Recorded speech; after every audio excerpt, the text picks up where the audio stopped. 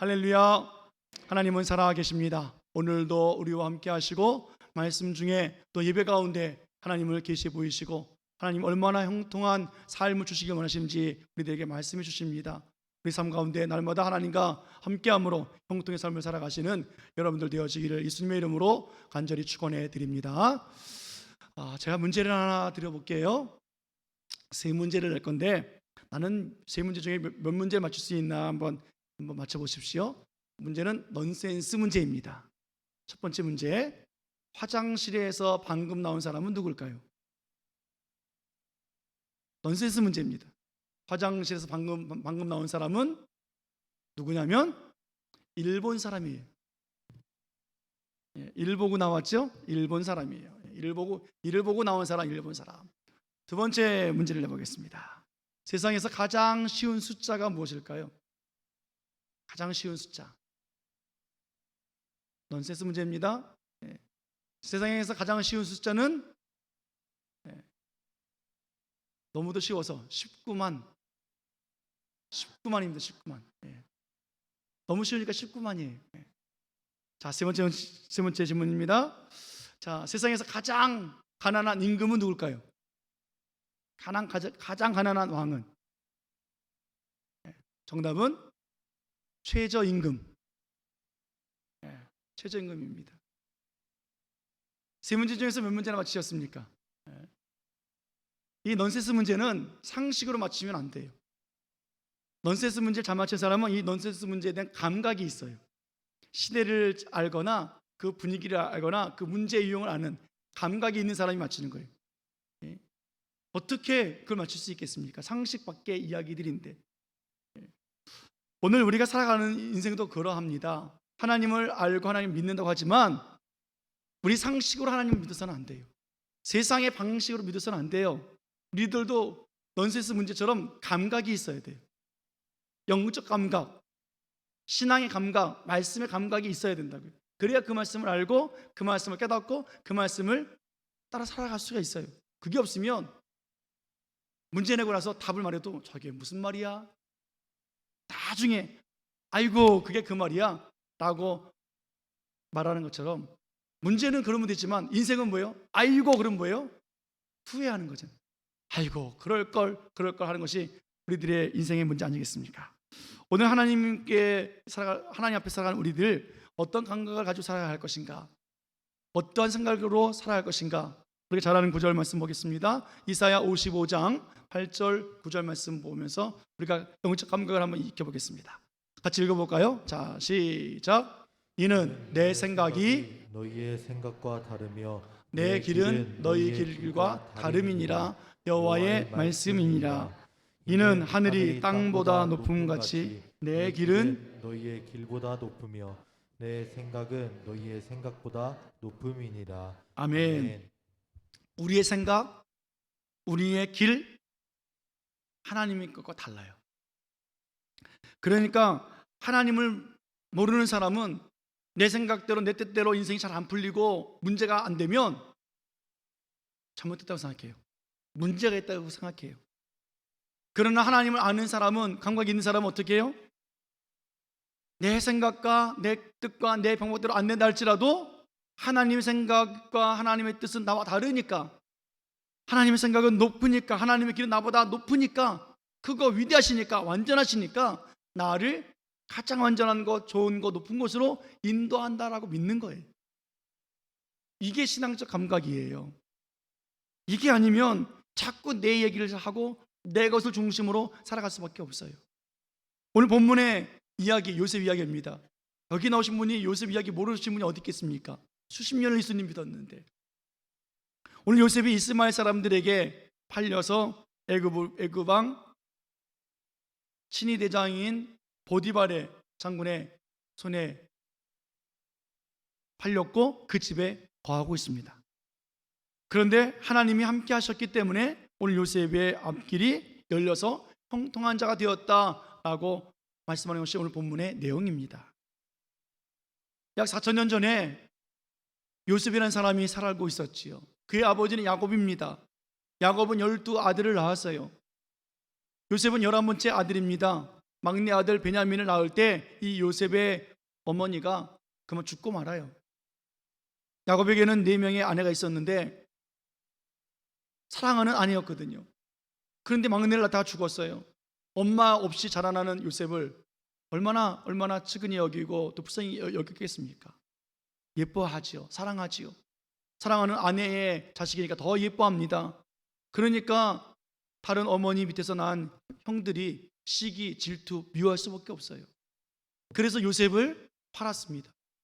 이스마엘 상인들에게 팔아서 오늘 그가 애굽에 내려오게 됐어요. 보디발 장군의 노예로 살게 되었다고요. 그런데 오늘 본문은 놀라운 축복을 말씀해 주고 있습니다. 2절 말씀 볼까요? 2절 보겠습니다. 본문 2절. 자, 시작. 여호와께서 모세과 함께 하심으로 그가 형통한 자가 되어 그의 주인 애굽 사람의 집에 있으니. 아멘. 여호와께서 요셉과 함께 하심으로 그가 어떻게 됐대요? 형통한 자가 되었대. 지금 애굽의 노예로 애굽 사람의 집에 있는데 오늘 하나님 말씀은 그가 형통한 자가 되었다라고 축복의 말씀을 해주시고 계십니다. 형통이란 말은 어떤 일이 있을 때 막히지 않고 잘 되는 것을 말하고 있잖아요. 그런데 오늘 요셉을 보십시오. 그의 인생이 잘 되고 있는 건가요? 아니잖아요.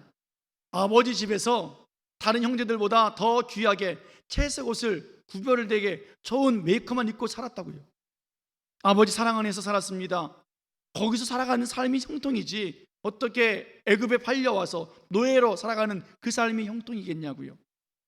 그런데 하나님 뭐라고 말씀하고 있어요? 그가 형통한 자가 되었다라고 말씀하신다고요. 여러분, 노예는 미래가 없어요. 노예는 앞날이 보장되어 있지 않아요. 당시 노예는 주인의 소유물입니다. 그러니까 이 노예의 생명은 주인 손에 있어요. 죽이기도 하고 살리기도 해요. 팔아먹기도 해요. 소유물이니까. 여러분들 지금 핸드폰 가지고 계신 거랑 똑같은 거라고 생각하시면 돼요. 전화가 안 돼? 팔아. 바꿔. 그게 노예의 모습이라고요. 요즘처럼 뭐 인권을 뭐 보장합니까? 무슨 인권이 있습니까? 우리가 지금 키우는 애완동물보다도 못한 존재가 바로 노예인데 말이에요. 그런데 하나님은 뭐라고 말씀하십니까? 그렇게 노예가 된 요셉이 형통하게 되었다. 형통한 자다 라고 말씀하고 있다고요. 왜 그렇게 말씀하고 계십니까? 2절에 분명히 말씀하고 계시잖아요. 그렇게 형통한 자가 됐던 이유는 뭐냐면 하나님이 그와 함께 하셨기 때문이라는 거예요. 따라해 볼까요? 하나님이 요셉과 함께 하셨다. 하나님이 요셉과 함께 하셨기 때문에 그가 형통한 자가 되었다라고 말씀하고 있는 거예요. 요셉은 지금 애굽에 팔렸어요. 그런데 요셉이 홀로 애굽에 내려간 것 같으나 실상은 하나님이 그와 함께 하시고 계셨다는 거예요. 우리 눈에는 요셉이 홀로 불쌍하게 애처롭게 애굽에 내려간 것처럼 보입니다. 그러나 하나님의 눈과 하나님의 생각은 달라요. 우리와 다르다고요. 하나님이 그와 함께하고 계시는 거예요. 홀로 두고 있지 않은 거예요. 우리 눈에는 요셉이 아버지에게서 떨어졌잖아요. 인생이 무너졌다고요. 그의 생명이 보디발 장군의 손에 있는 줄 알아요. 그러나 하나님은 그렇게 말씀하고 있지 않아요. 그는 혼자가 아니다.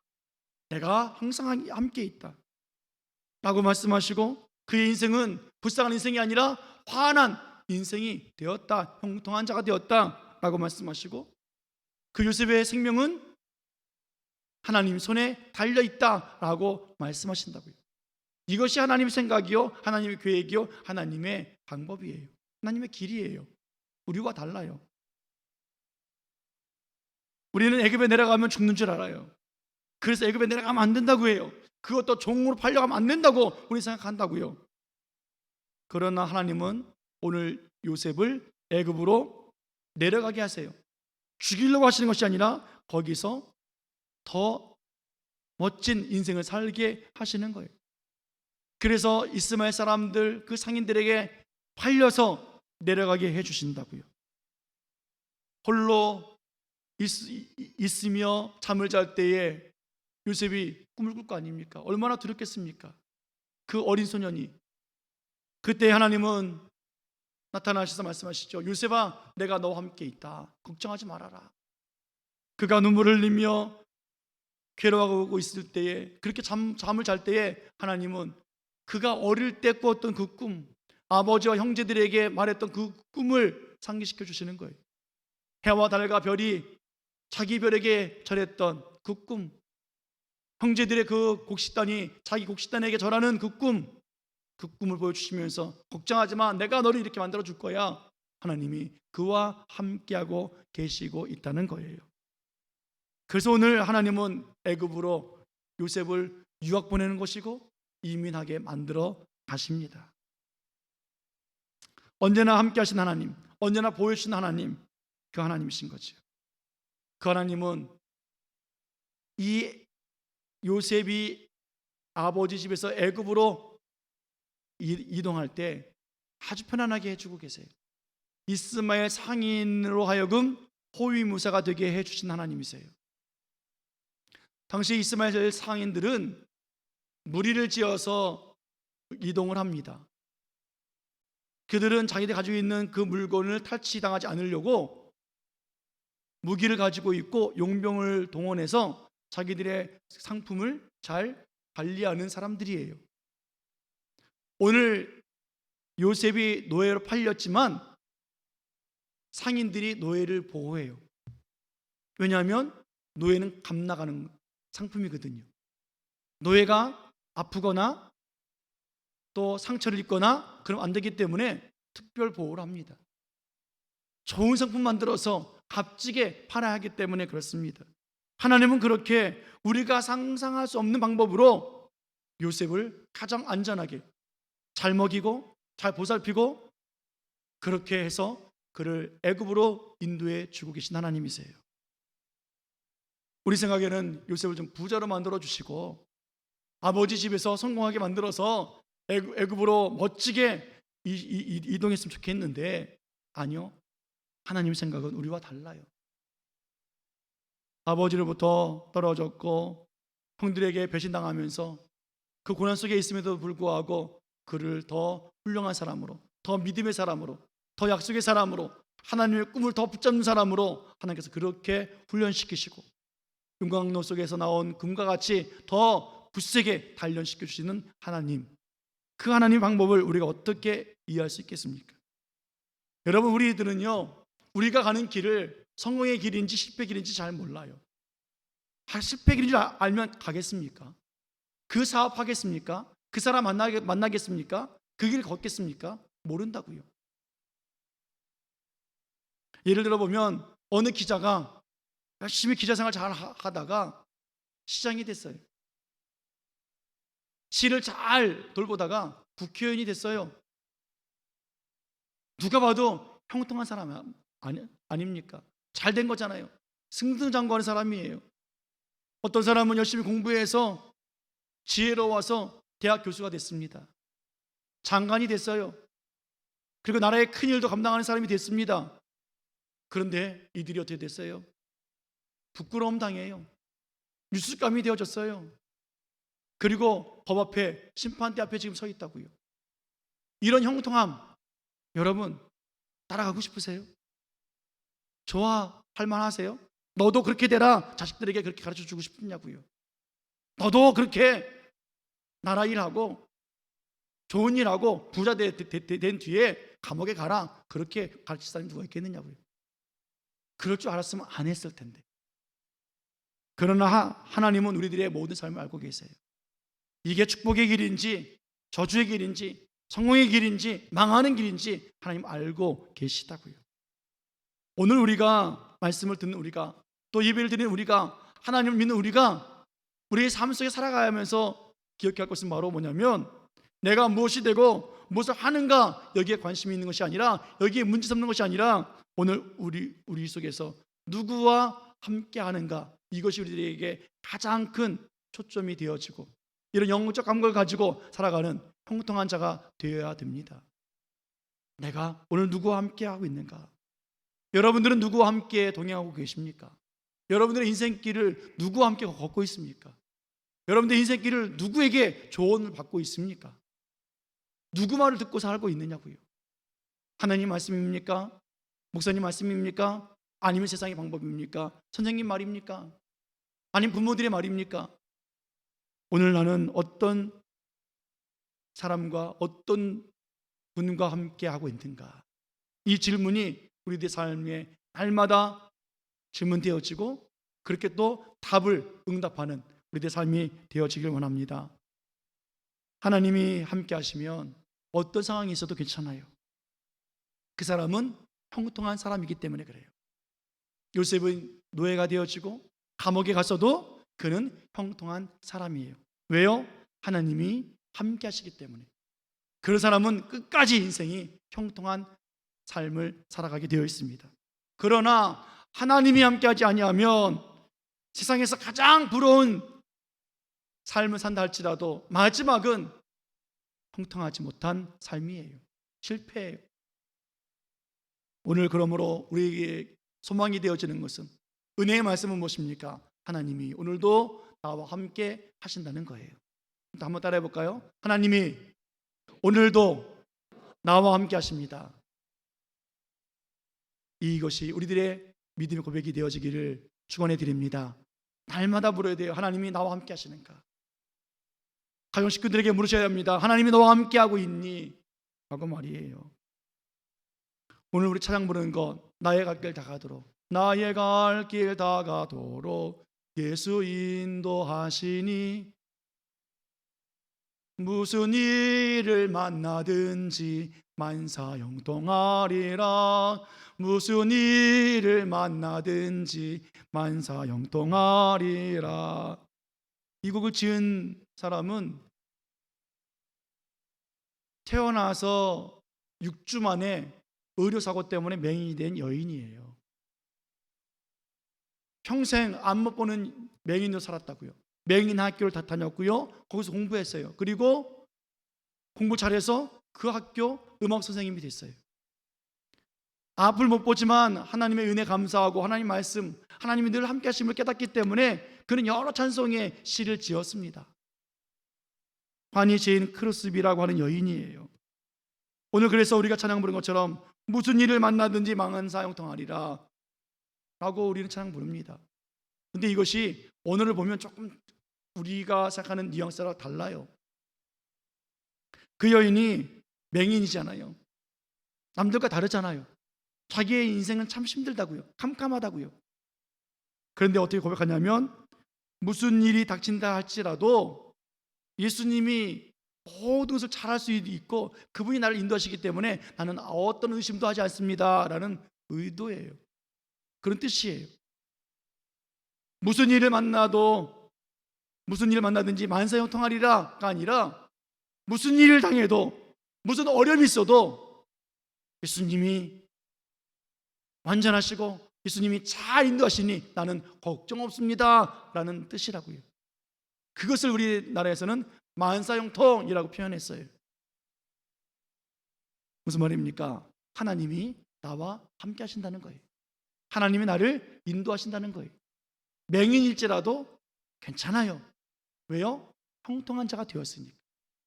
오늘 본문이 그 말씀하고 있는 것 아니겠습니까?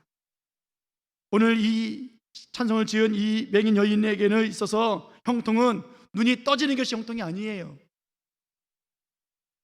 앞이 캄캄하고 인생길이 막히고 희미한다 할지라도 그는 하나님이 함께 하시기 때문에 나는 만사형통, 나는 형통합니다. 형통한 자가 되었습니다. 그 고백입니다. 사랑하는 여러분, 하나님은 오늘도 우리와 함께 하십니다. 예수님께서 십자가에 죽으시고 부활하시고 승천하실 때 제자들에게 하신 말씀 있지 않습니까? 내가 너희와 항상 함께 있으리라. 그 말씀은 우리들에게도 지금도 여전히 살아있는 말씀이에요. 하나님이 우리와 함께 하시기 때문에 우리는 형통한 사람이 되었다고요. 눈에 보이는 형통이 아닙니다. 하나님이 함께 하시면 우리의 어떤 불행도, 우리의 고난의 인생도 하나님께서 축복의 길로, 구원의 길로 바꾸어 주시는 거예요. 그래서 불 속이라도 들어가는 거예요. 그래서 사자굴에도 들어간다고요. 누가 들어갔어요? 다니엘이 들어갔잖아요. 포로를 끌려갔던 다니엘 보십시오. 이제 자리를 잡았어요. 정치 인생, 성공하는 인생이었습니다. 그런데 사람들이 시기하고 질투하고 미워하잖아요.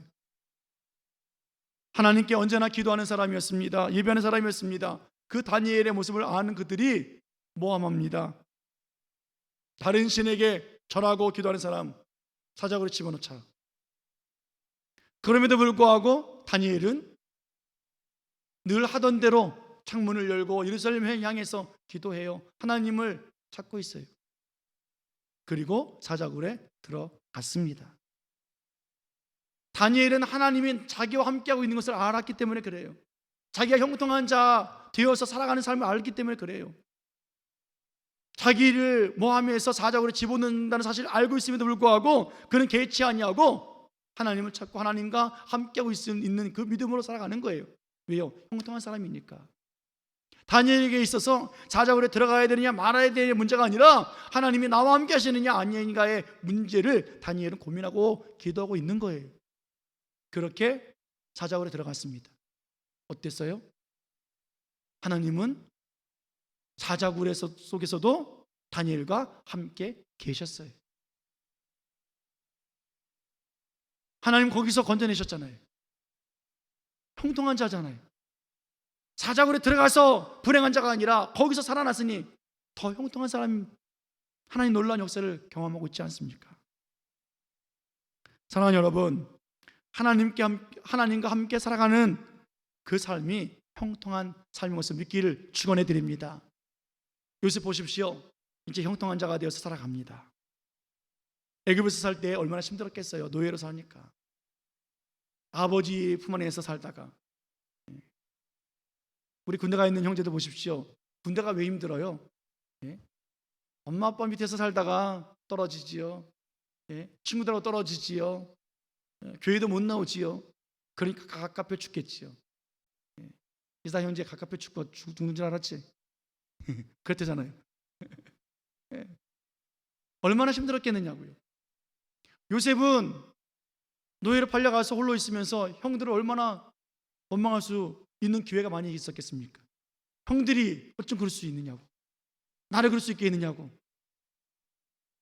주동했던 그 형은 아주 그냥 그 이름 부리면서 이를 바닥바닥 갈면서 지낼 수 있는 상황일 거예요. 그런데 형통한 자는 그렇게 살고 있지 않아요.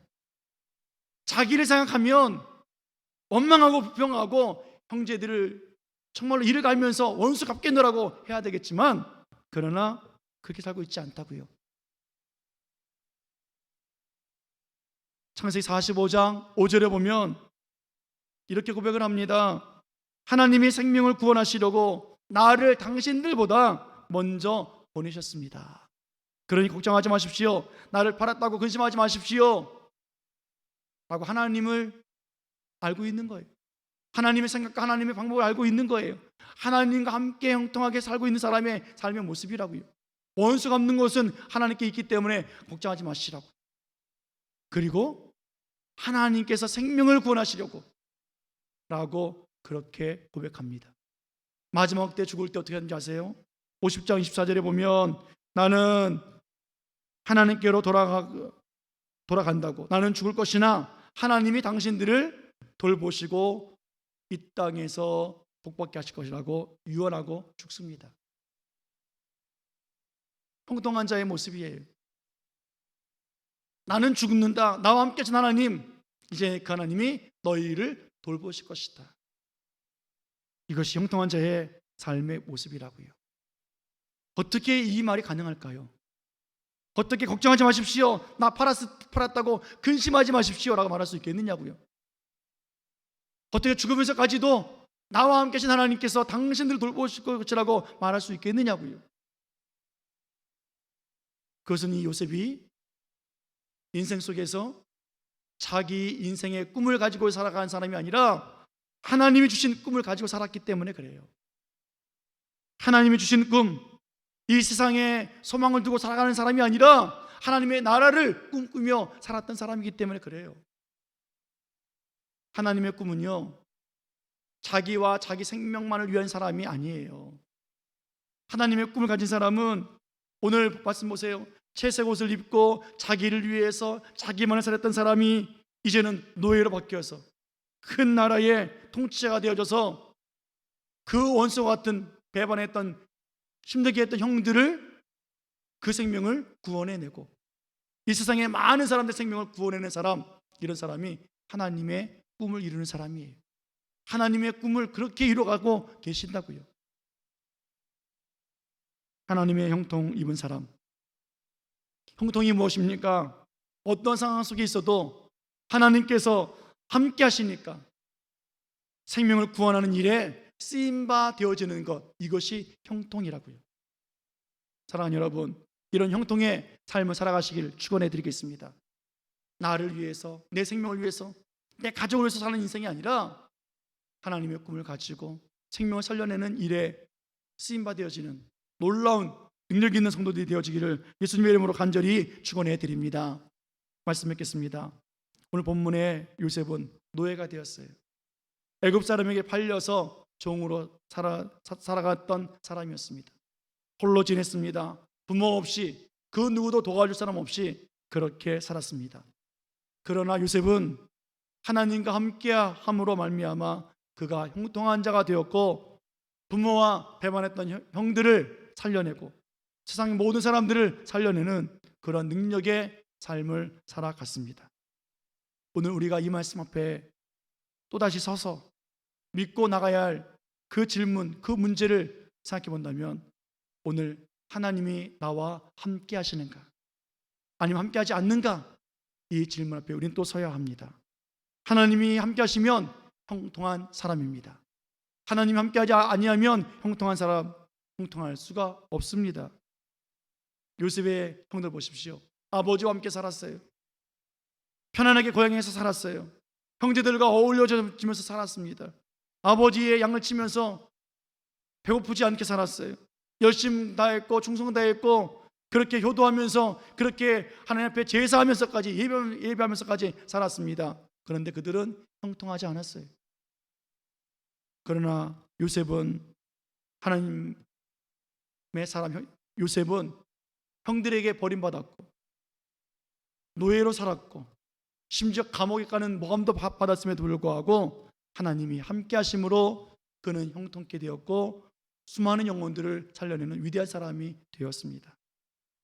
오늘 예배에 참여한 우리들, 주일을 지키는 우리들, 예배에 드렸어, 주일 지켰어가 아니라 오늘도 하나님이 함께 하심으로 예배 자리에 나왔고 하나님 함께 하심으로 주일을 하나님 앞에 기쁨으로 드릴 수 있고 이 날은 나의 날이 아니고 내 모든 것은 내 것이 아니라 하나님의 것입니다. 내 생명이 하나님 손에 있습니다라고 인정하며 하나님이 어떤 상황 속에 있든지 옳고 또 가장 복되게 인도하시는 것을 믿는 믿음으로 살아가는 우리들의 모습이 되어야만 합니다. 우리들의 생각, 우리들의 계획, 우리들의 방법, 이것과 하나님의 것은 정말 달라요. 차원이 달라요. 이해할 수 없어요. 그러나 하나님은 다르지만 하나님은 우리를 바르게 인도하고 계시고 우리를 구원의 길로, 축복의 길로 인도해 주십니다. 성공의 길로 인도해 주십니다. 형통한 자가 되게 해 주십니다. 이 사실을 믿고 나가는 그런 형통의 삶을 살아가시기를 예수님의 이름으로 간절히 축원해 드립니다. 그래서 우리는 날마다 물어봐야 돼요. 너는 누구와 함께하고 있니? 물어봐야 돼요. 한번 물어보십시오. 아무개 여러분들 이름 불러보시면서 너는 누구와 함께 살고 있니? 물어봐야 돼요. 정말로 무슨 일을 만나든지 속상할 때나 괴로울 때나 절망적일 때나 포기하고 싶을 때에도 하나님이 나와 함께 계심을 믿는다면 축복의 길로 인도하시는 하나님이세요. 형통한 자가 되게 해주시는 거예요. 걱정 없어요. 사자굴에 들어가라. 들어가는 거예요. 왜요? 하나님이 함께 하시니까.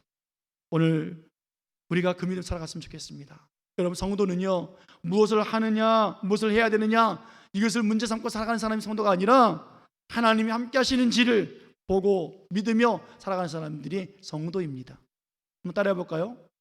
자, 성도는 내가 무엇을 하는가 라는 문제로 살지 않고 하나님이 함께 하시는가를 보고 믿으며 살아간다. 아멘. 이런 사람이 성도라고요. 이런 사람이 형통한 자의 모습입니다. 오늘 형통한 자는 내 꿈이 아니라 하나님의 꿈을 이루어요. 나의 생명이 아니라 하나님의 값진 생명들을 살려내는 일에 힘써요. 하나님의 나라를 꿈꾸는 거예요. 하나님의 나라가 이루어지는 형통의 삶. 그래서 오늘 우리가 이렇게 선포하며 마쳤으면 좋겠습니다. 따라해 볼까요? 주여, 오늘도 하나님이 나와 함께 하심을 믿게 하옵소서. 아멘. 한 번 더 하겠습니다. 주여, 오늘도 하나님이 나와 함께 하심을 믿게 하옵소서. 아멘. 이런 형통한 자로 또 한 주간 살아가셔서 승리하시기를 예수님의 이름으로 간절히 축원해 드립니다. 기도하시겠습니다.